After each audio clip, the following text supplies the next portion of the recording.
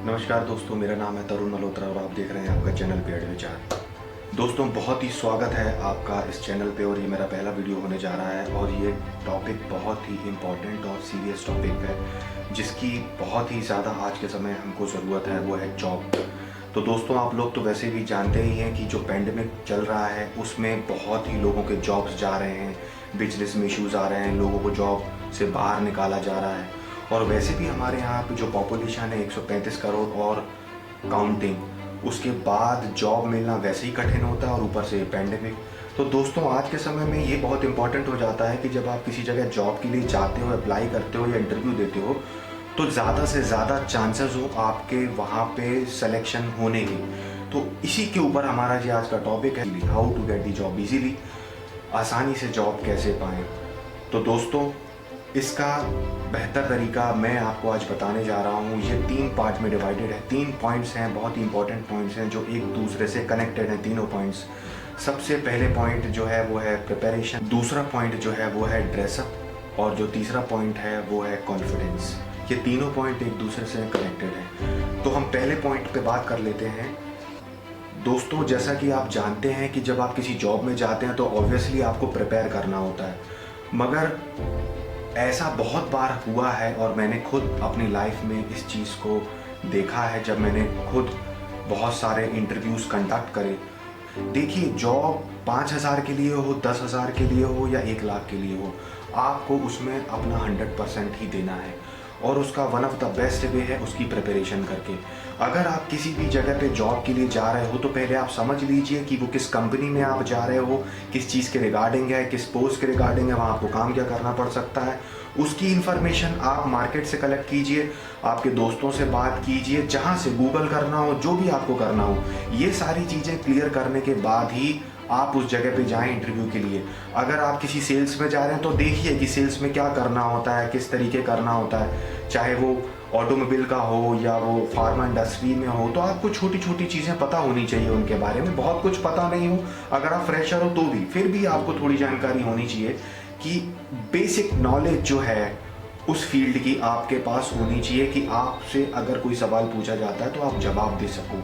कम से कम आप उस प्रोडक्ट के बारे में, उस कंपनी के बारे में।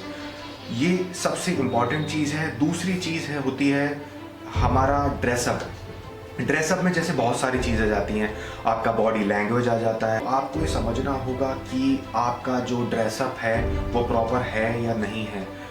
ज़्यादातर लोगों को तो ये जानकारी होती है कि आप उनको फॉर्मल यूज़ करना है, मगर कुछ लोग उसके बाद भी गलती कर देते हैं कैजुअल पहनने का।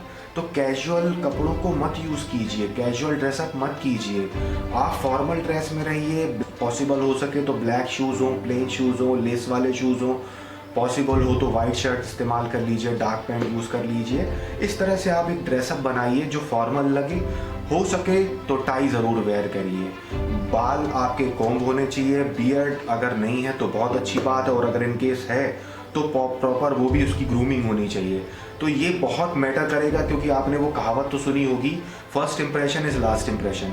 तो पहला इंप्रेशन बड़ा इंपॉर्टेंट होता है। जब आप एक केबिन में इंटरव्यू के लिए अंदर जाओगे, आपका ड्रेसअप सही नहीं है तो वहाँ पे एक नेगेटिव बात चली जाती है सामने वाले के पास कि इसको कितना सीरियसली लेना है, या आप कितने सीरियस हो ये समझ जाता है उस इंटरव्यू के लिए आपको कितनी रिक्वायरमेंट है। तो अगर आपको 100% देना है तो प्रिपरेशन पूरी करनी है, उस प्रोडक्ट की पूरी नॉलेज लेनी है और उसके बाद ही वहाँ जाना है, और प्रॉपर ड्रेसअप होना चाहिए। तीसरी चीज़ जो हम कॉन्फिडेंस की बात कर रहे हैं, जैसे कि मैंने पहले ही कहा था कि तीनों चीज़ें एक दूसरे से कनेक्टेड है।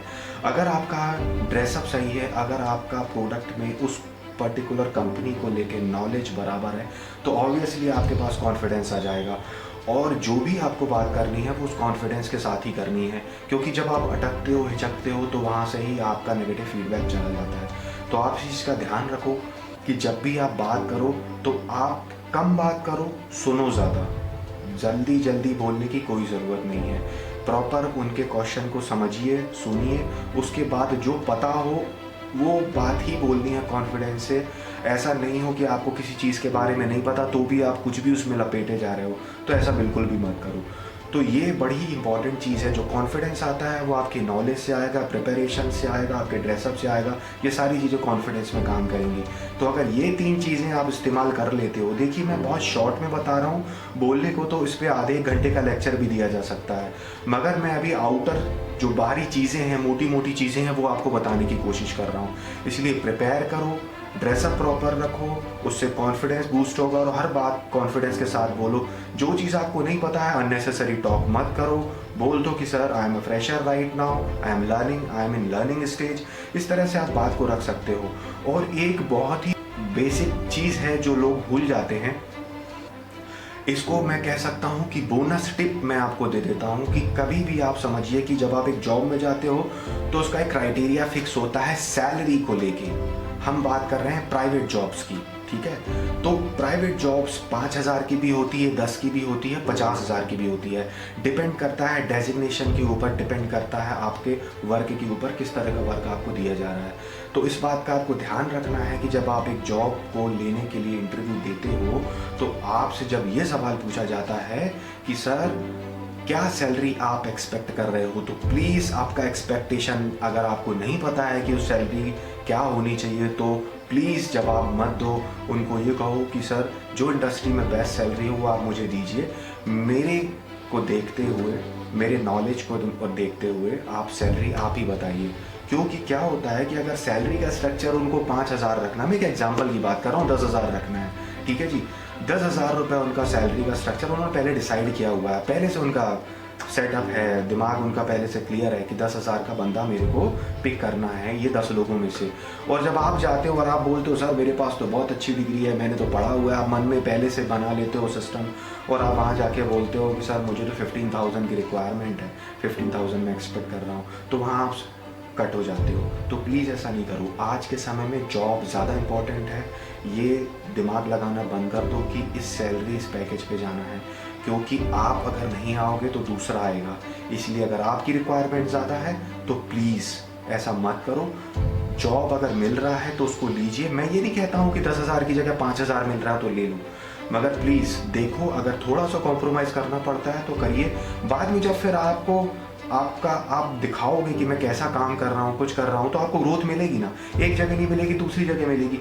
और ख़ास तौर पे अगर आप फ्रेशर हो तो फिर तो पक्की बात है, क्योंकि फ्रेशर हो तो वैसे भी कम जगह पे आपको जॉब मिलने वाला। तो जॉब मत छोड़ो।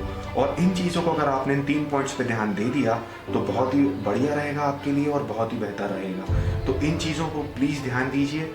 मैं इसी प्रकार के कुछ वीडियोज़ अब और भी लाने वाला हूँ, जिसमें आपके जॉब के रिगार्डिंग हम बात करने वाले हैं, आपके कैरियर के रिगार्डिंग बात करने वाले हैं, आपका जो कैरियर नहीं बन पाता उसको कैसे बेहतर कर सकते हैं। इन सब चीज़ों पे मैं हम कुछ और भी टॉपिक्स पे मैं वीडियोस लाने वाला हूं। तो प्लीज़ मेरे चैनल को सब्सक्राइब कीजिए और शेयर कीजिए और इस वीडियो को ज़रूर लाइक कीजिए।